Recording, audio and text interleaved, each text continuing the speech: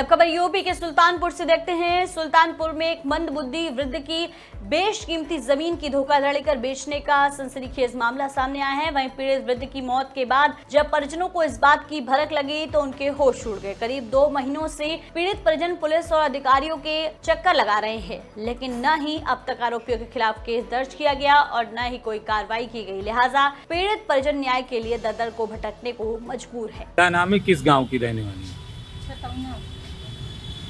क्या नाम है?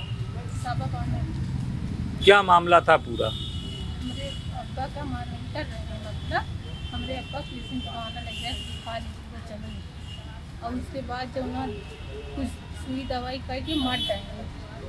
जुमेरात का गिरे पड़ रहे हैं, फिर उसके बाद रात में खत्म हो गए। पूरी जमीन भी खा ली है। गरीब आदमी का मेंटर है। ये लिखवाया है इंतजार अरमान। उनके इंतजार के 7 बेटवा हैं। 7 जो ना धमकी देखे मेरे भाई को मारे कर जे जाए मैं सबका मारा टांग पूरा। तो हम सब आज जा ना सके। जे जाए वो धमकी आवत हमारे को पीछे लगा था। कहाँ शिकायत की गई, क्या बात की गई? पुलिस चौकी में गए हैं और कप्तान किए गए, डीएम के लगे कोई सुनवाई नहीं। क्या मामला है? अख्तरुन्निसा क्या मामला है? काका थे हमारे आदमी चले गए हैं। किसी के बहाना काका थे खेत अपन लिखा लें, किसी के बहाना ले गए हमारे खेत बैनामा करा लें। ये लिखवाई से यार हाँ तब अरमान यार अरमान काका थे हमारे आदमी कर ले गए किसी के बहाना ले गए कि काका करा ले बैनामा। कहूँ शिकायत करे है?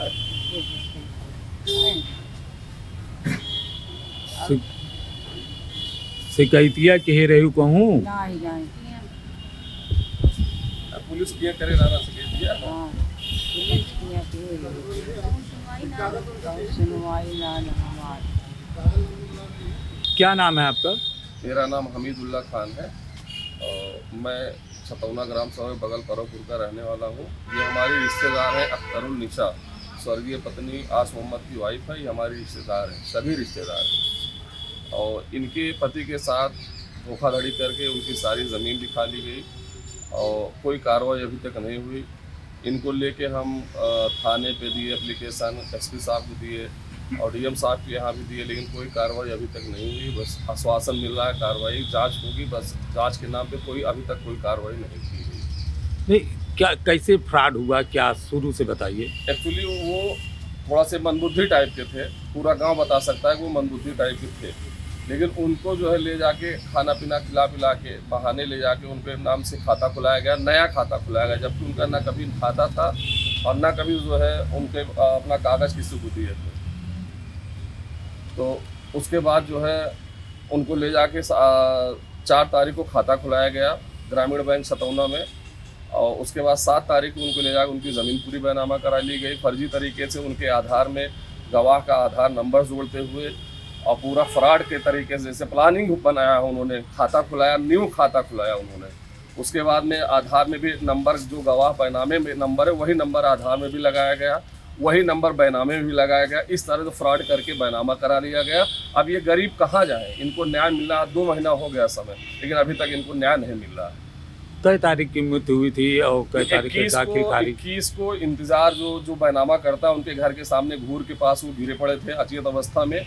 उनको उठा के गांव वाले लेके गए जिला अस्पताल। उनकी मृत्यु 22 तारीख को उनकी मृत्यु हो गई सुबह, 22 मई को उनकी मृत्यु हो गई सुबह। फिर हम लोग जानकारी 24 तारीख को हुई इसके बारे में। उनका जिससे 22 को उनकी मृत्यु हो गई तो उनको रीति रिवाज के तहत उनको दफन कफन किया गया। तब तक हम लोगों को जानकारी नहीं थी कि ज़मीन बैनामा हुई है।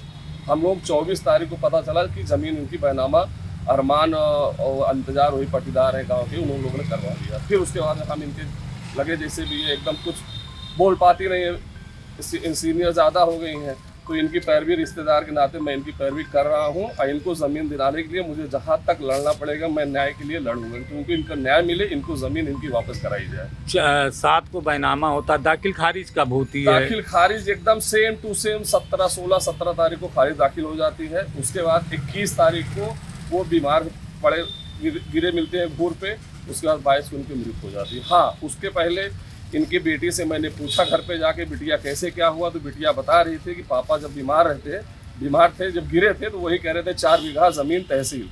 वो ये नहीं बोल पाए कि मेरी ज़मीन अरमान ने लिखवा दिया, क्योंकि वो मनबुद्धि के थे। पूरा गांव से पूछ लीजिए, पूरा गांव बता देगा कि वो मनबुद्धि टाइप की किस तरह के थे।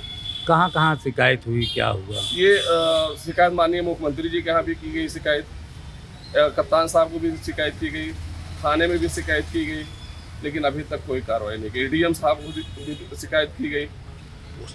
पोस्टमार्टम के लिए भी हम लोग प्रयास करें, डीएम साहब को दिया, डीएम साहब ने कहा कि ठीक है इस पर कार्रवाई कराएंगे, नहीं तो फिर आप न्यायालय का सहारा लीजिए, ये हमको आश्वासन दिया गया, लेकिन अभी तक कोई कार्रवाई नहीं हुई सर।